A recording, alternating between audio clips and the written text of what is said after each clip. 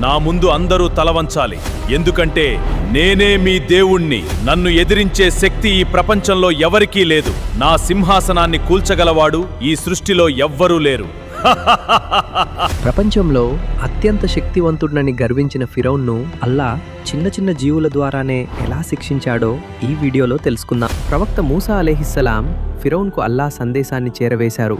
ఇస్రాయిల్ సంతతిని విడుదల చేయి, ఒక్క అల్లాహ్ను మాత్రమే ఆరాధించు అని ఎన్నోసార్లు హెచ్చరించారు. కానీ ఫిరౌన్ తనను తానే దేవుడినని ప్రకటిస్తూ సత్యాన్ని తిరస్కరించాడు. అప్పుడు అల్లా వరుసగా ఘోరమైన శిక్షలు పంపించాడు. మొదటిగా అల్లా వారి మీద కరువు మరియు పంటల కొరతను కలిగించాడు. అయినా ఫిరౌన్ మారలేదు. తర్వాత భూమంతా మిడతల దండు వ్యాపించింది.